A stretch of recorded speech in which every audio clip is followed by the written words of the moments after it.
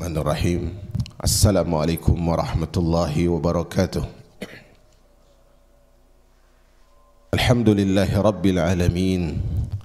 Assalatu wassalamu ala qaidi ghurril muhajjalin Nabina Muhammadin wa alihi at-tahirin wa ashabihi ghurril mayamin wa man tabi'ahum bi ihsanin ila yaumiddin.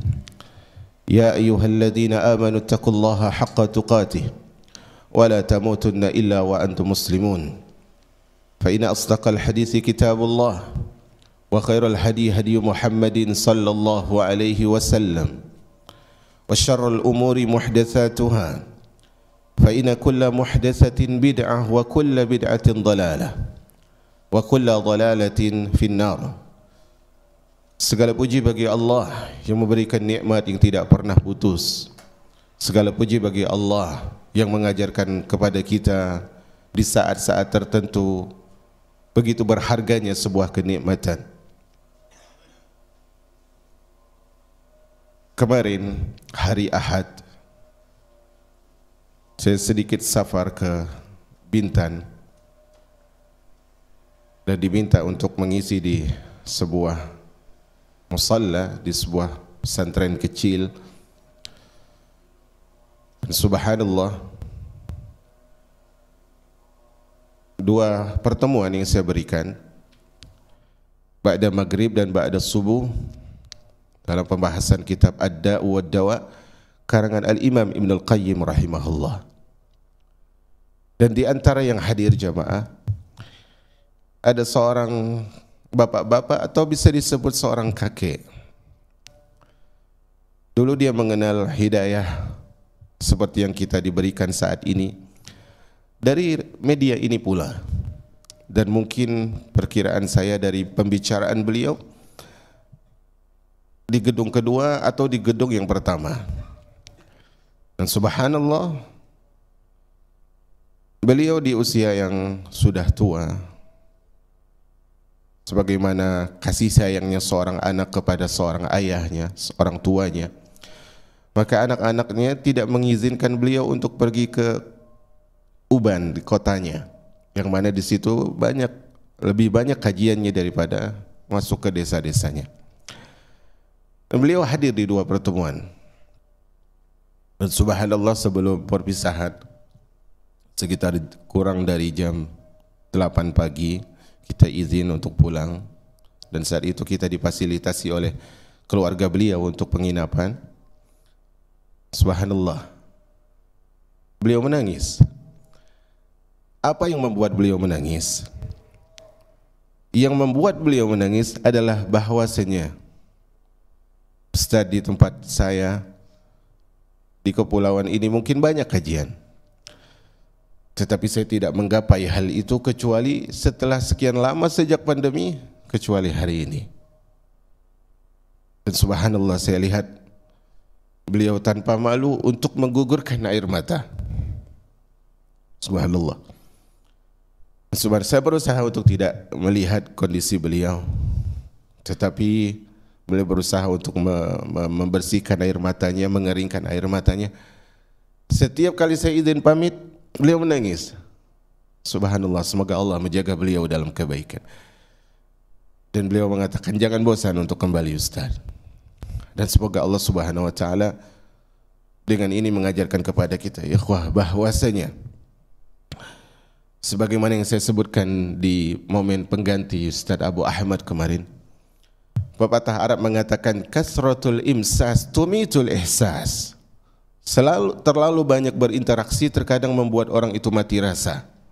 Di kota kami, di negeri kami banyak majelis, sehingga mereka sudah menganggap majelis itu biasa, sehingga kalaupun hadir ya nanti-nanti saja.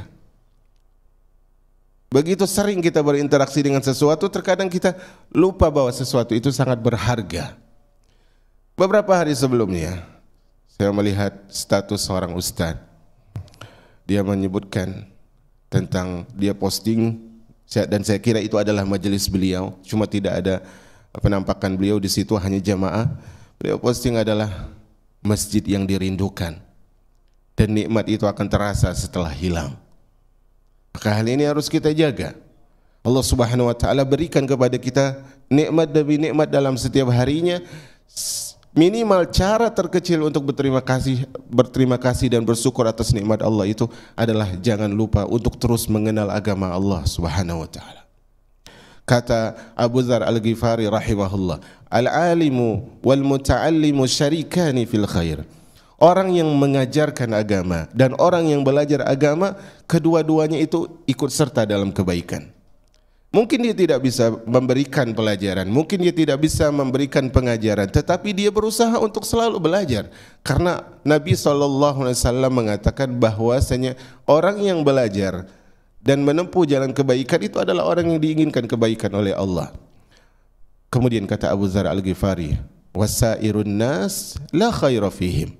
Selain dari orang yang berkecimpung dengan ilmu ini, mereka bukan orang yang berada dalam kebaikan. Kemudian beliau memberikan solusi dalam hidup ini. Beliau mengatakan, kun aliman. Jadilah engkau seorang alim. Karena seorang alim, seorang yang memberikan kebaikan kepada orang lain. Ketika kita berbicara tentang alim, tidak harus semua ilmu. Ilmu apa yang kita pahami, jadilah seorang alim dalam ilmu itu. Karena subhanallah, kalau kita mau jujur pada diri kita masing-masing, dan mungkin kami lebih rendah daripada hal itu, adalah lisan kita sangat jarang untuk istighfar kepada Allah Azza wa Jalla. Sangat jarang. Kita tidak berbicara syukur, berbicara istighfar. Sangat jarang. Tetapi seorang yang alim, dia akan dibantu oleh istighfarnya ikan, akan dibantu oleh istighfarnya burung, akan dibantu oleh istighfarnya malaikat. Maka kata Abu Dzar Al-Ghifari, kun aliman, jadilah seorang alim. Au muta'alliman, atau solusi kedua, jadilah seorang yang belajar. Dia berusaha untuk memahami, dia berusaha untuk tidak absen dalam apa yang dia mampu, berusaha untuk detail dalam belajar dan sungguh-sungguh dengan adab dan etikanya. Atau yang ketiga kata beliau berikan solusi yang paling minim. Au mustami'an, jadilah orang yang nyimak. Bukan sekedar mendengar, tapi berusaha untuk menyimak, karena orang seperti ini lambat laun dia akan menjadi insan yang bermanfaat. Wala takun ar-rabi fatahlak. Kata Abu Dzar, jangan jadi yang keempat, yaitu orang yang jahil, maka engkau akan binasa. Maka semoga nikmat yang Allah berikan kepada kita, kita hadirkan dengan syukur terbaik. Dan cara terbaik untuk bersyukur atas nikmat Allah adalah mengenal siapa yang memberikan nikmat tersebut. Akankah ketika ada orang berihsan kepada kita, manusia berihsan kepada kita, kita kenang dia, fulan telah membantu saya ini, fulan telah membantu saya ini. Allah Subhanahu wa taala memang tidak minta untuk dikenang. Tetapi pantaskah seorang hamba yang hidup dan matinya bergantung kepada Allah, nikmat dan kasih sayangnya semuanya dari Allah, dia tidak mengingat Allah Azza wa Jalla? Semoga Allah Subhanahu wa taala ampuni kelemahan kita, kelalaian kita, dan kezaliman kita terhadap diri kita dan kepadanya Subhanahu wa ta'ala. Hari ini di halaman 52 kita lanjutkan pembahasan sebelumnya. Sebelumnya berkata Al-Imam Ahmad rahimahullah, walaysa fis sunnati qiyas. Tidak ada qiyas di dalam sunnah, dan itu telah kita sebutkan. Kemudian Al-Imam Ahmad melanjutkan, wala tudrab lahal amsal. Dan sunnah itu tidak boleh dihadang dengan perumpamaan dan perumpamaan. Wala tudraku bil uqul, dan sunnah itu tidak boleh dipahami dengan akal. Walal ahwa, dan sunnah tidak boleh dipahami dengan hawa nafsu. Tidak boleh dengan akal, tidak boleh dengan hawa nafsu. Innama huwal ittiba' wa tarkul hawa. Tetapi sunnah tersebut hanya mengikuti dan tidak mempedulikan hawa nafsu. Jadi meninggalkan akal, artinya tidak mengedepankan akal, tidak mengedepankan hawa nafsu, yang ada hanyalah mencontoh dan tidak mengikuti hawa nafsu. Di antara firman Allah yang mendukung hal ini, sebagaimana yang dibawakan oleh Syekh Jibrin di dalam buku terjemah ini, beliau menyebutkan, ini karangan mana? Al-Qawam, antum bisa cari. Beliau sebutkan firman Allah dalam surah An-Nahl ayat 74. Fala tadribu lillahil amsal, innallaha ya'lamu wa antum la ta'lamun. Janganlah kalian jadikan atau membuat permisalan-permisalan bagi Allah sedangkan kalian tidak mengetahui. Dulu Rasul sallallahu alaihi wasallam mendakwahkan kepada orang kufar Quraisy menyebutkan tentang Allah, kemudian menyebutkan nama Allah di antara nama Allah Ar-Rahman, di antara nama Allah Al-Aziz. Maka orang-orang kafir Quraisy saat itu memberikan permisalan. Kami juga punya. Engkau punya Al-Aziz, kami punya Al-Uzza. Dan semisalnya. Permisalan yang seperti ini adalah hal yang tidak diperkenankan di dalam Islam. Khususnya ketika kita berbicara sunnah, maksudnya adalah akidah. Karena usul sunnah yang dibahas Imam Ahmad, manhaj di dalam akidah dan memahami permasalahan-permasalahan gaib. Kemudian kita lihat bagaimana firman Allah surah Az-Zumar ayat 3. Allah mengatakan, "Ma na'buduhum illa liyuqarribuna ila Allahi zulfa." Kata orang-orang kafir Quraisy, kami tidaklah menyembah patung-patung ini kecuali agar mereka mendekatkan kami kepada Allah. Perhatikan. Mereka memberikan permisalan ketika Allah Subhanahu wa taala menyebutkan bagaimana seharusnya seorang hamba tersebut mendekatkan dirinya kepada Allah, tapi mereka berikan permisalan. Artinya mereka tidak ada taslimnya, tidak ada penyerahan diri kepada Allah Subhanahu wa taala. Akankah seorang yang menginginkan keselamatan ketika Allah sebutkan A, dia sebutkan saya juga punya A kecil. Allah sebutkan B, oh saya punya C.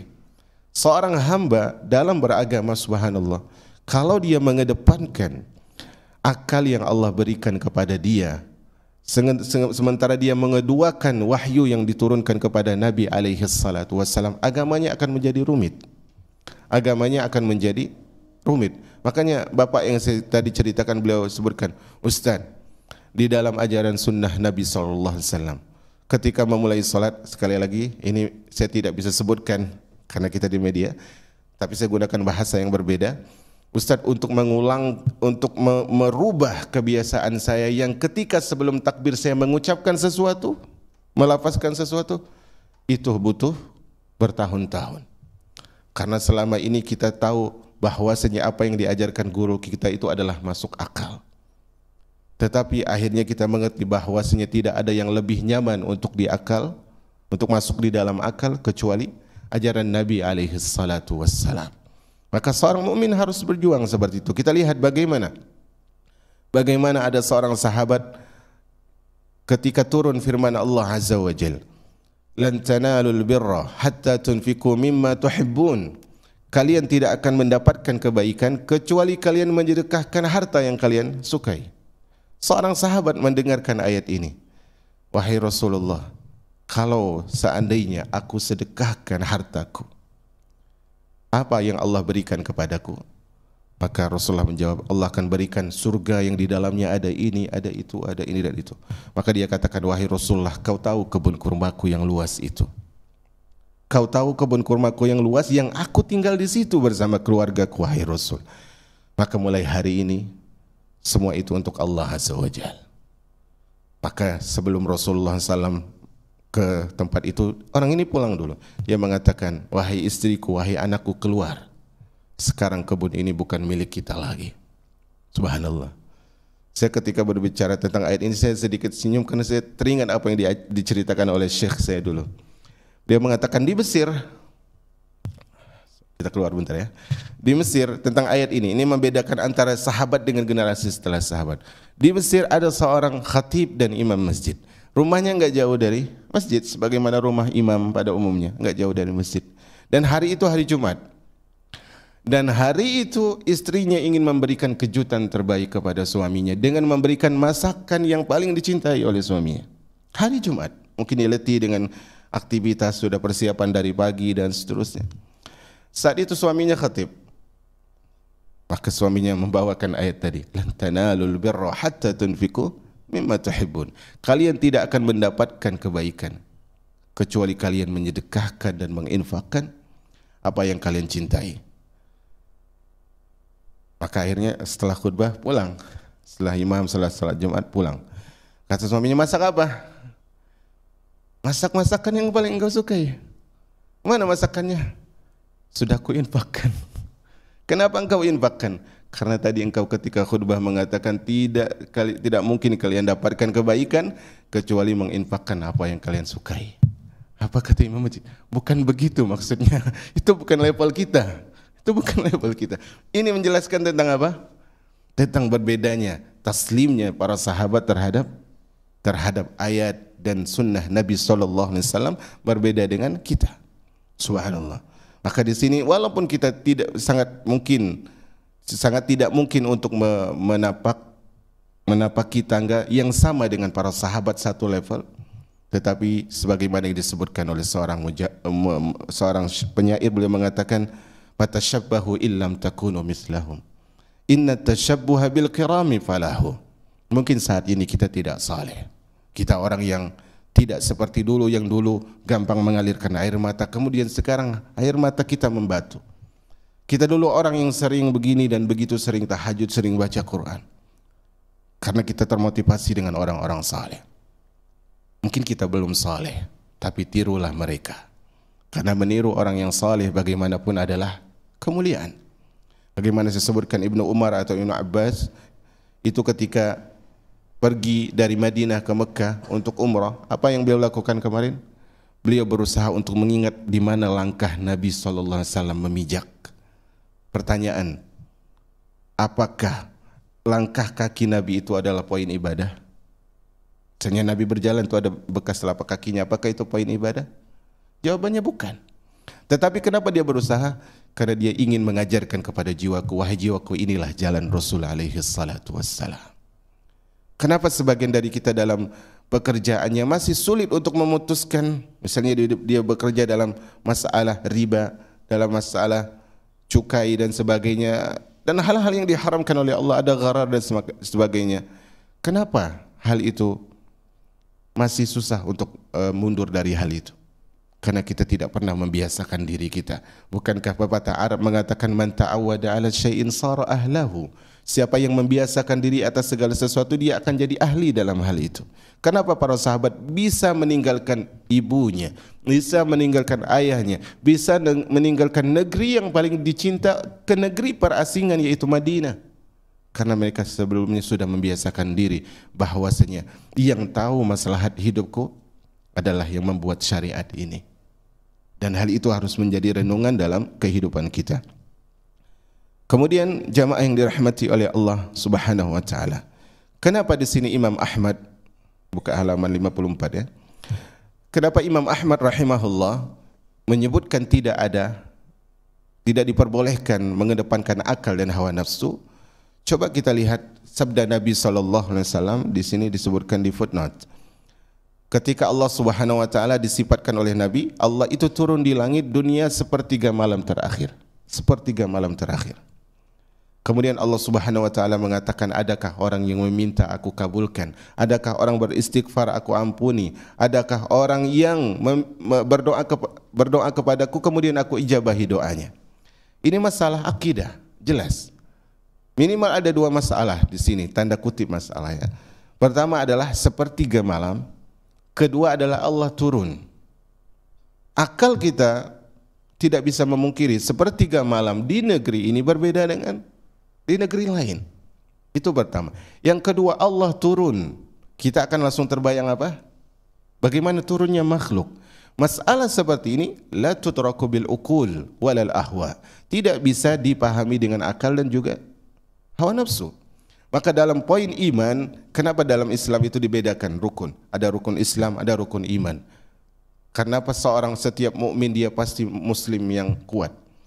Karena di sini mengajarkan kepada kita bahwasanya di sana ada jiwa-jiwa yang tidak mampu untuk sami'na wa ata'na. Ada jiwa-jiwa yang seperti itu. Makanya rukun Islam, tadi saya bacakan ayat ketika seorang Arabi, Arab Badui mengatakan kepada Nabi SAW, qalatil a'rabu amanna. Orang Arab Badui itu mengatakan, wahai Rasulullah, kami telah beriman. Apa jawaban Allah untuk dijawab oleh Rasulnya? Qul lam tu'minu. Katakan wahai Rasulullah, kalian belum beriman. Walamma yadkhulul imanu fi qulubikum, dan iman itu belum masuk dalam hati kalian. Wa in tuti'ullaha wa rasulahu la yalikum min a'malikum syai'a. Konsep iman itu taat kepada Allah, taat kepada Rasul sallallahu alaihi wasallam. Konsep sederhana. Pertanyaan lagi, saya ulang lagi, pertanyaan ini pernah saya tanyakan atau saya sampaikan kemarin di Tanjung Uban. saya tanyakan kepada mereka bahwasanya manakah yang lebih sulit melakukan sesuatu atau manakah yang lebih sulit taat terhadap perintah ataukah membangkang?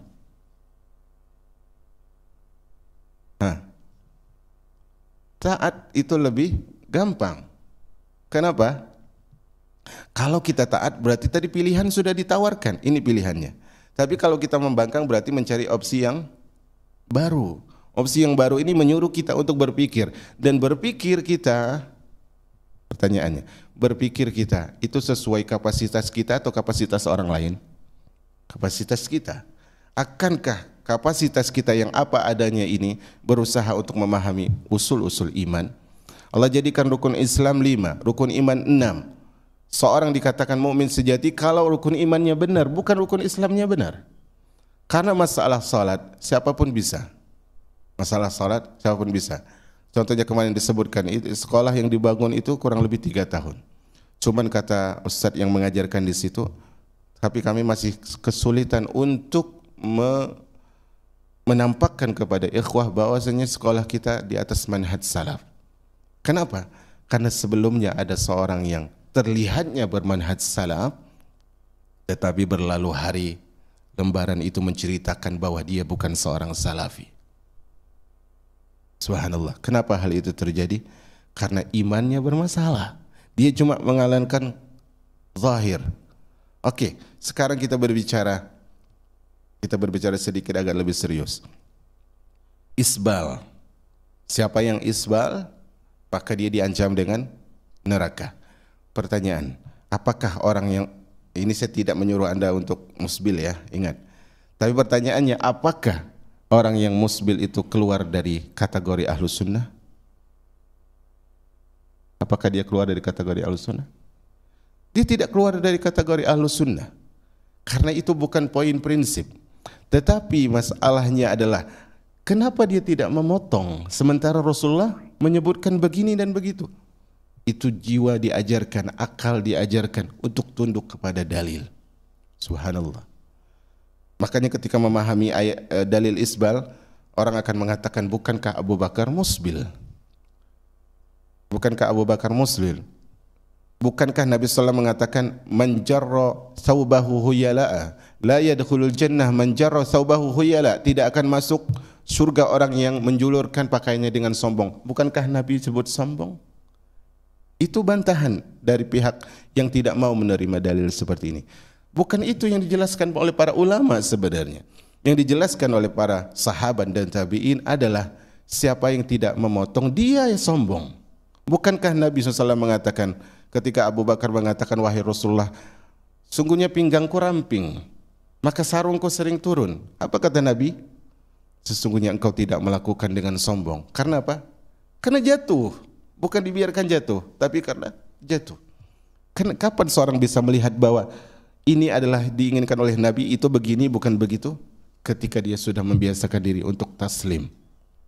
Untuk taslim. Semoga Allah Subhanahu wa taala menjadikan kita orang yang dimudahkan untuk taslim. Nah, di sini kita lihat bagaimana ayat yang atau dalil yang menjelaskan Allah turun ke bumi mengajarkan kepada kita bahwasanya logika kita itu buntu. Sebagaimana disebutkan oleh Al-Imam Syafi'i rahimahullah, inna lil aqli haddan kama anna lil basari haddan. Sesungguhnya akal kita itu, logika kita itu ada pembatasnya, ada batasnya. Sebagaimana mata itu ada batasnya. Di sana ada tembok, kita nggak bisa lihat apa yang ada di balik itu, apa yang terjadi di balik itu, warna apa aja yang ada di situ. Dan begitu pula kata Al-Imam Syafi'i rahimahullah. Maka di sini semoga Allah Subhanahu wa taala memudahkan kaum muslimin untuk lebih membiasakan diri taat kepada syariat Nabi alaihi salatu wassalam, walaupun jiwa yang buruk tidak akan merestui hal itu. Kita lihat, kemarin saya sebutkan riwayat dari Abu Hurairah radhiyallahu anhu. Ketika beliau menyebutkan hadis Nabi SAW, tawadda'u mimma ghayyaratin nar. Wuduklah kalian dari makanan yang dimasak dengan api. Maka ada seorang sahabat mengatakan, seingat saya Abdullah ibnu Abbas, mengatakan, ana tawadda'u minal hamim. Apakah kita juga berwudu karena minum air panas? Tadi kata Abu Hurairah, wudulah kalian dari makanan yang dimasak dengan api. Artinya kalau dipanggang, ya, digoreng dan sebagainya. Sahabat ini mengatakan, apakah kita juga wudu ketika minum air panas, air hangat?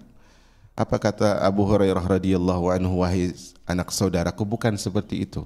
Saya tadi menyampaikan sabda Nabi, jangan kau kiaskan begini dan begitu.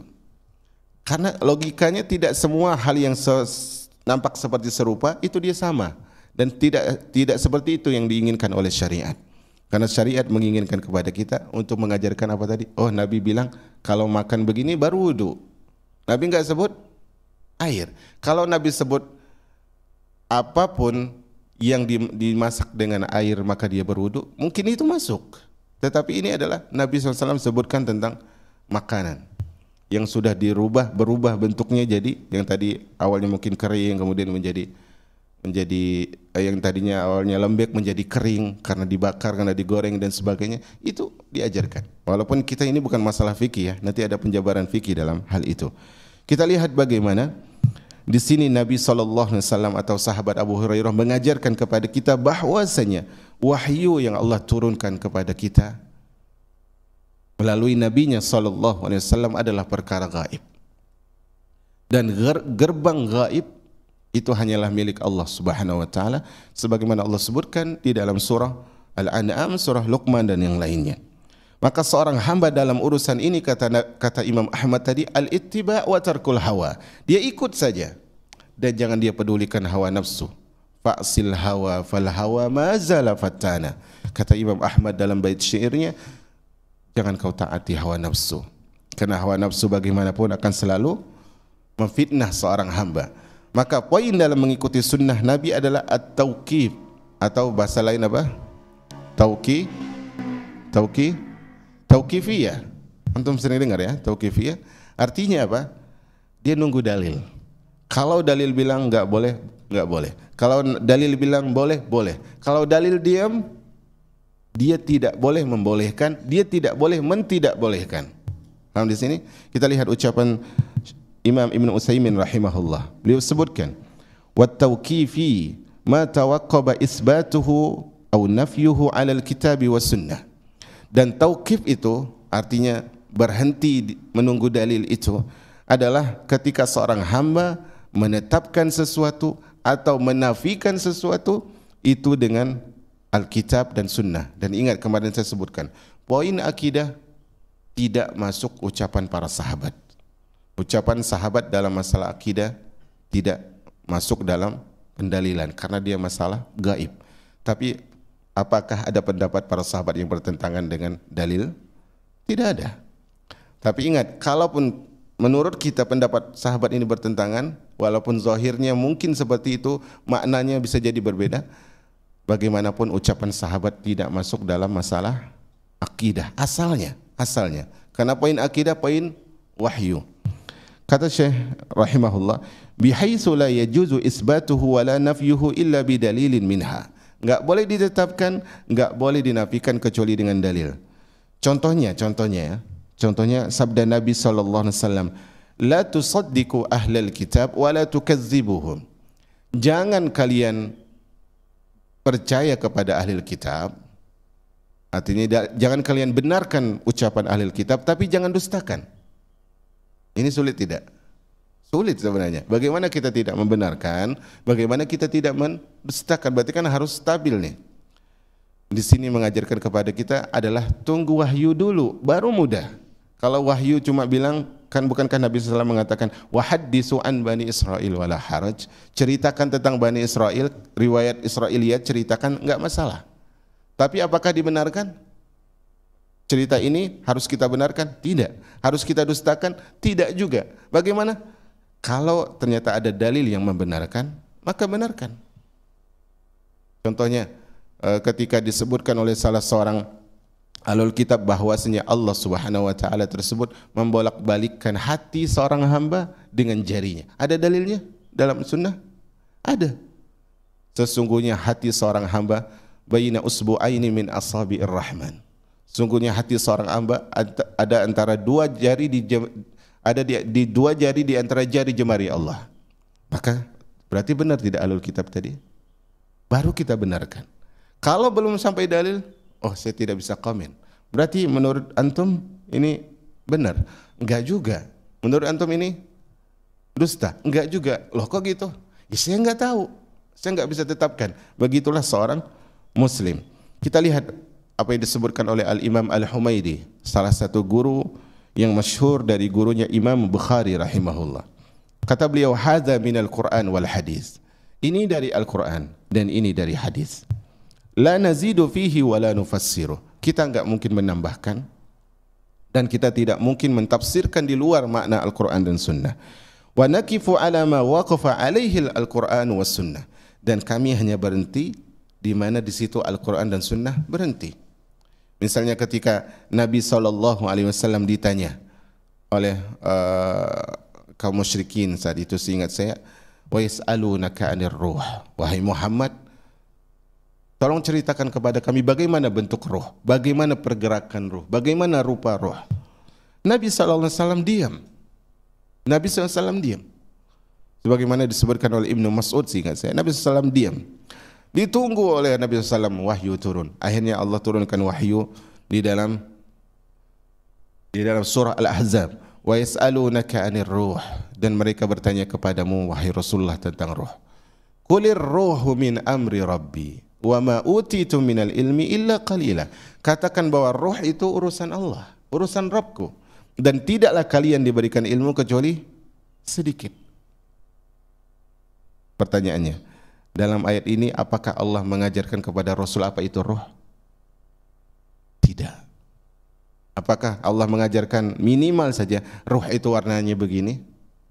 Tidak. Bahkan sekelas Nabi saja tidak diajarkan bentuk ruh, rupa ruh. Di sini juga mengajarkan bahwasanya, mengajarkan kepada kita bahwasanya Nabi aja disuruh untuk ruh itu urusan Rabbmu, bukan engkau yang menjawab. Nah, sekelas Nabi disuruh begitu, akankah sekelas kita mengedepankan hawa dan akal kita? Maka Nabi menunggu wahyu. Itulah yang namanya tauqif. Makanya dalam masalah ilmu itu disebutkan oleh para ulama, siapa yang menjawab masalah yang ditanyakan kepada dia, dia tidak tahu jawabannya, tapi dia menjawab ternyata benar jawabannya, maka dia berdosa. Ada orang tanya sama anak misalnya, Ustaz, apa hukumnya begini? Anak nggak tahu dalilnya, anak nggak tahu ayatnya, anak nggak tahu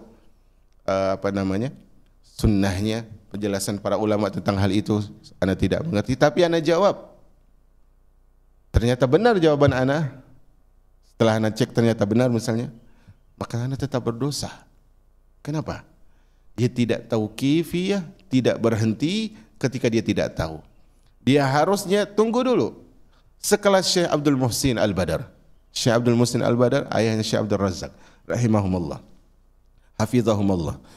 Syekh Abdul Muhsin seringkali ketika ditanya di majelis ahli hadis yang sangat senior saat ini di Madinah, dan beliau di atas kursi roda. Ketika ditanya di majelis, seringkali beliau menunda jawabannya. Untuk apa? Untuk beliau murojaah dulu di rumah. Dan seringkali beliau menjawab itu dengan tulisan agar jawaban itu lebih benar. Disebutkan riwayat. Bukankah kita kalau ngomong ini kan sulit, ini riwayat hadis, riwayat siapa sih? Kalau dengan tulisan kita bisa merapikan hal itu. Subhanallah. Bagaimana para ulama mengajarkan kepada kita tentang hal ini. Kita lihat juga bagaimana ucapan Syekhul Islam Ibn Taimiyah. Kata beliau, was-sunnatu la tudrabu lahal amsal. Sunnah itu tidak boleh dihadang dengan permisalan-permisalan. Nanti kita akan sebutkan contoh permisalan. Wala tu'arad bi ara'ir rijal. Tidak pula juga ditentang dengan pendapat-pendapat manusia. Wad-dinu laisa bir-ra'yi. Agama bukan dengan akal. Wa yajibu an yuttahamur ra'yu 'ala ad-din. Ini poinnya. Kalau akal sudah berani berbicara tentang agama, maka curigai akal, kata Syekhul Islam. Beliau punya kitab yang menjelaskan tentang tidak ada pertentangan antara akal dan nakal, antara akal dan dalil. Maka beliau sebutkan ketika akal sudah berani berbicara tentang agama semena-mena, maka curigailah akalnya. Wal qiyasu fi mithli hadzal bab mumtani.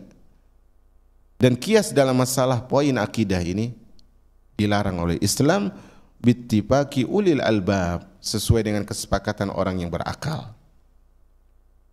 Sepakat, orang yang berilmu itu sepakat bahwasanya kias dalam masalah gaib enggak mungkin. Sekarang hitung seorang hamba itu bukan ulama, tapi dia punya akal sehat.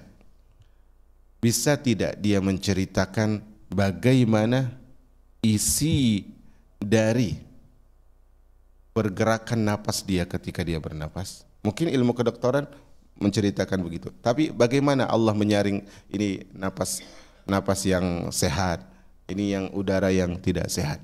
Bisakah dia menjelaskan? Sulit dia menjelaskan. Roh kita tadi, kita bicara tentang roh. Satu saja kita minta sebutkan.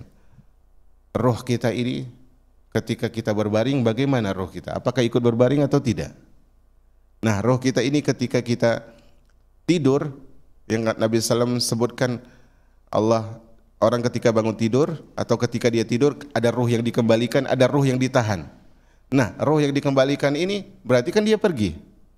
Gimana dia pergi, kemana dia? Kenapa dia tidak bisa salah alamat? Kita bisa menjelaskan hal itu? Tidak bisa. Selama kita punya akal, kita akan mengakui tidak bisa saya jelaskan sesuatu yang gaib. Sekarang lemparkan dulu hal yang gaib. Hal yang tidak gaib.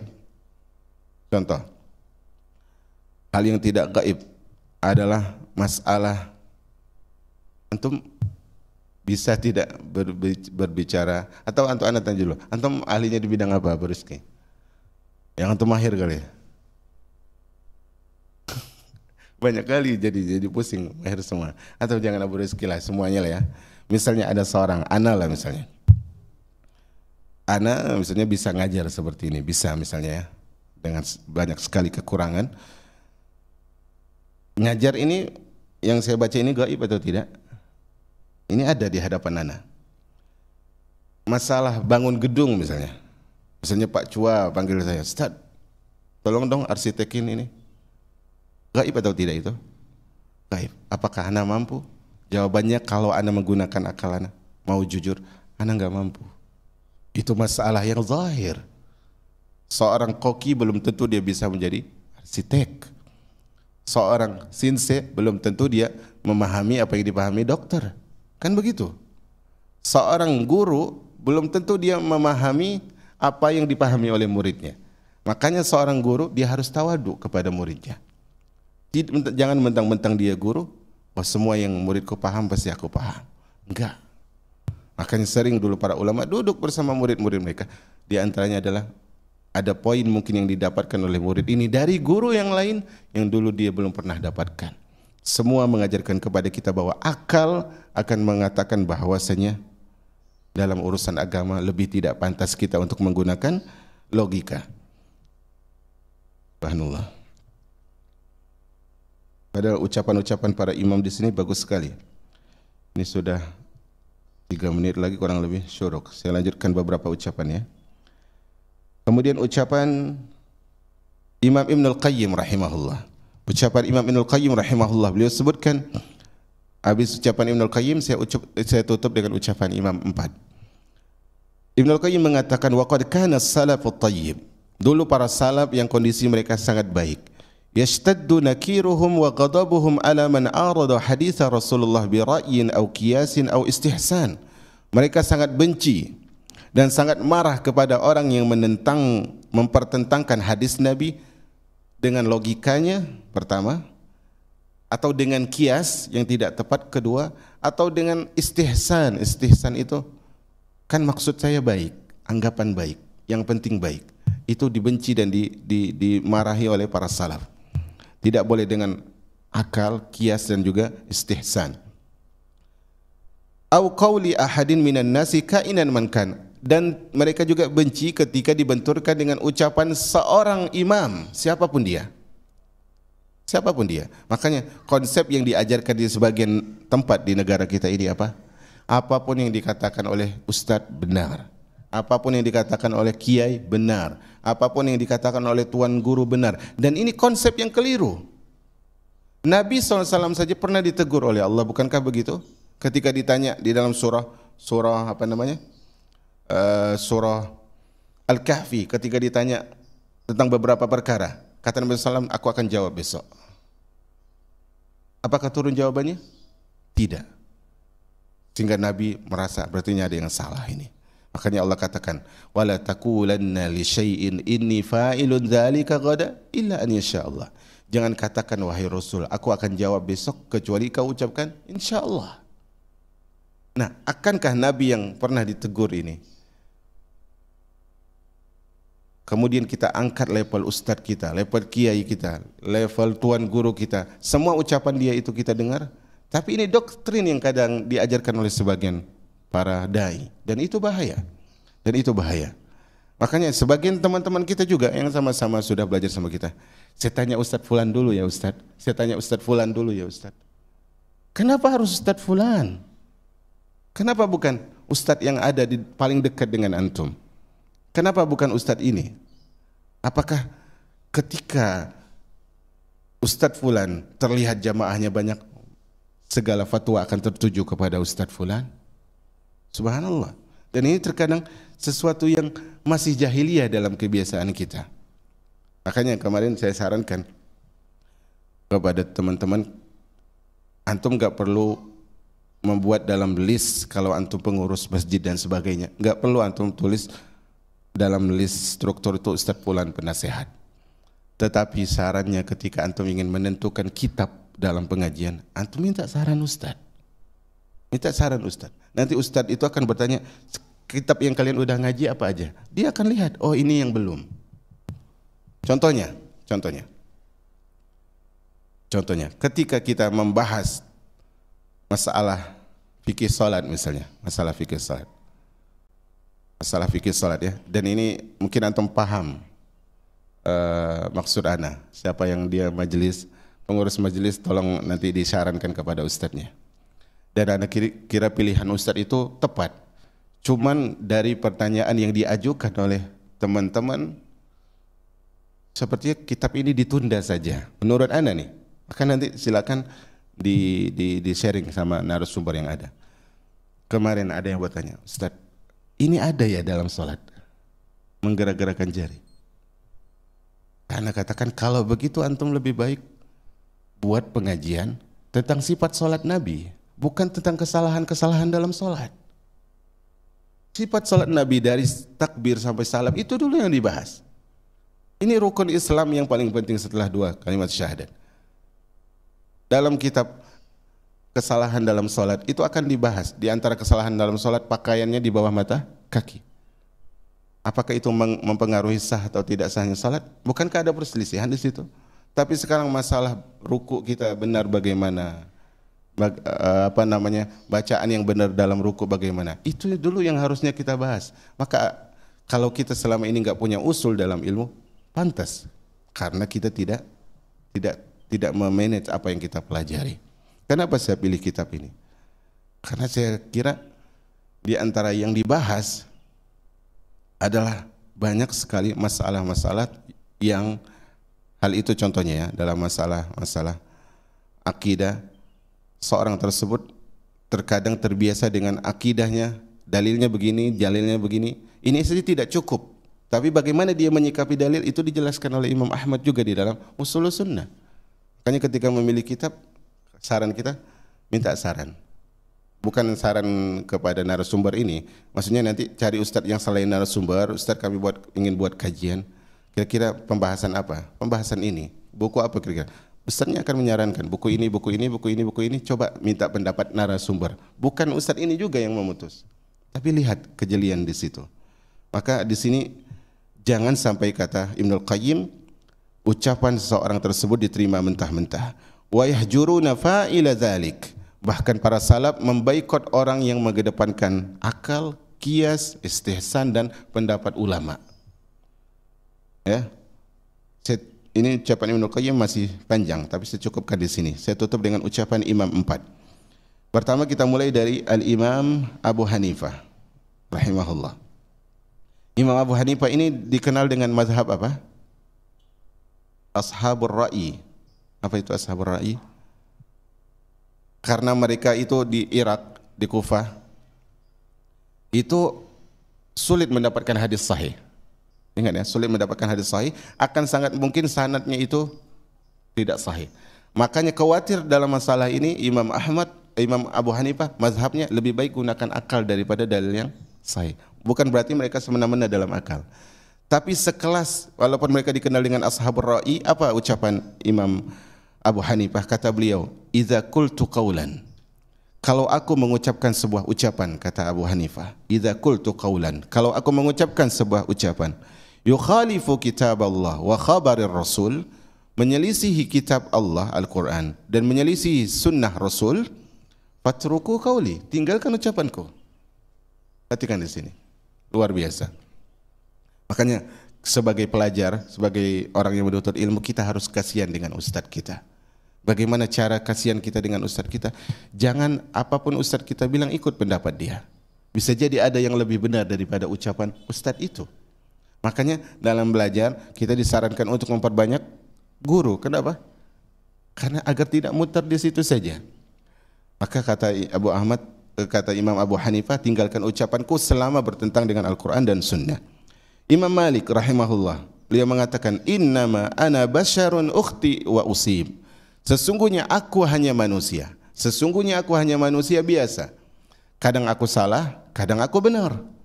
Fanzuru fi ra'yi, maka perhatikan ucapanku, pendapatku. Fakullu ma wafaqal kitab wa sunnah fakhuzuhu. Apapun ucapanku yang sesuai dengan Al-Quran dan Sunnah, ambil. Bukan karena ucapanku, tapi karena sesuai dengan Al-Quran dan Sunnah. Wa kullu ma lam yuwafiq al-kitab wa sunnah fatruku. Dan apapun yang menyelisihi Al-Quran dan Sunnah, tinggalkan. Tinggalkan artinya jangan pedulikan. Udah, walaupun itu ucapan Abu Hanifah, jangan pedulikan karena bertentangan dengan Al-Quran dan Sunnah. Imam yang ketiga, Syafi'i rahimahullah. Kata Imam Syafi'i, kullu mas'alatin sahha fiha al-khabaru an Rasulillah. Setiap berita yang sah, berita itu dari Rasulullah. Setiap berita yang sah, berita itu dari Rasulullah. Inda ahli nakal, sebagaimana yang diriwayatkan oleh ahli hadis. Jadi harus lewat jalur ahli hadis. Bi khilafi ma qultu.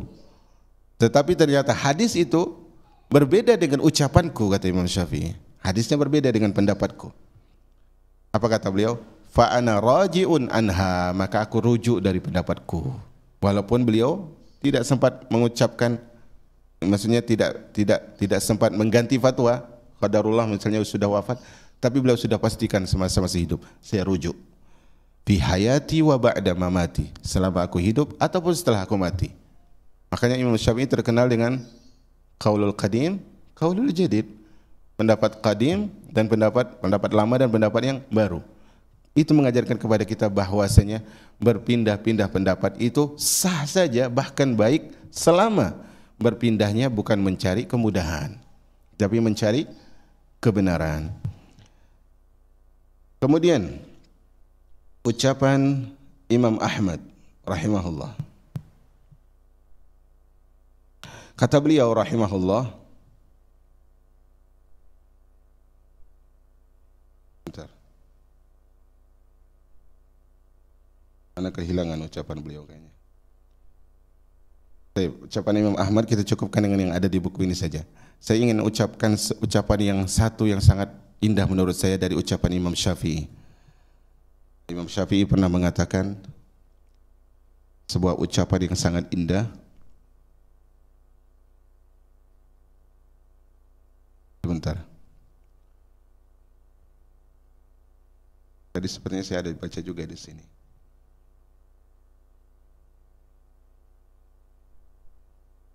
Supaya bahasa Arabnya bisa antum tulis maksudnya.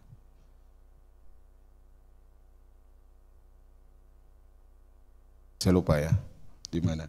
Yang jelas makna ucapannya begini.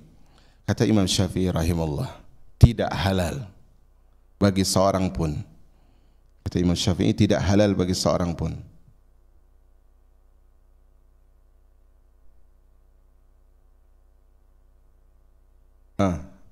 bukan. Ajma'al muslimun. Naam, ajma'al muslimun. Beliau ada dua ucapan. Ajma'al muslimun, seluruh kaum muslimin bersepakat. Ini lebih pasti lagi karena dia pakai bahasa ijma. Ala anna man istabanat lahu sunnatur rasul, bahwasanya siapa yang telah jelas baginya ucapan Rasul, sunnah Rasul, lam yahilla lahu an yada'aha liqauli ahadin. Tidak halal baginya meninggalkan sunnah Rasul hanya karena ucapan seorang imam dan siapapun dia. Beliau menggunakan apa tadi? Ijma. Kemudian beliau gunakan tidak halal. Ijma telah sepakat bahwasanya tidak halal siapa yang telah jelas baginya ucapan Rasul itu begini, tapi dia buang ucapan Rasul, hanya memilih ucapan ustadznya, kiainya, imamnya dan sebagainya. Makanya inilah salah satu berkahnya dakwah salafiyah, karena mereka tidak mengajarkan umat untuk berpihak kepada diri mereka. Semuanya mengajar kepada ini kata Rasul, ini perbuatan Rasul, ini takrirnya, penetapannya Rasul, sehingga fitrah yang menginginkan keselamatan dia akan, oh iya juga. Makanya antum pernah dengar kan fitnah yang menyebutkan ustadz salafi digaji sekian, digaji sekian. Antum sekarang anda tanya, apakah ustadz salafi itu kaya-kaya? Tetapi mereka menutup mata demi untuk melihat dengan hawa nafsu, sehingga mereka terjatuh di dalam fitnah. Dan kalau mereka tidak kembali, mereka akan ditanya dan memberikan pahala mereka kepada orang yang difitnah. Semoga Allah menghindari kita dari sifat dermawan di akhirat, yaitu dermawan yang membagikan pahala kepada orang yang dia zalimi ketika di dunia. Dia caci si fulan, dia hina si fulan, dia ambil harta si fulan, dia pukul si fulan, dan dia zalimi si fulan, sehingga jadilah dia kemudian penanggung dosa orang lain karena dia bersedekah dengan pahalanya. Semoga Allah maafkan taksir kita, kedhaifan kita, kelalaian kita, dan semoga Allah Subhanahu wa taala jadikan kita insan yang patuh kepada Al-Qur'an, tunduk kepada As-Sunnah, dan wafa di atas istiqamah. Subhanakallahumma bihamdika asyhadu an la ilaha illa anta astaghfiruka wa atubu ilaik. Wassalamualaikum warahmatullahi wabarakatuh.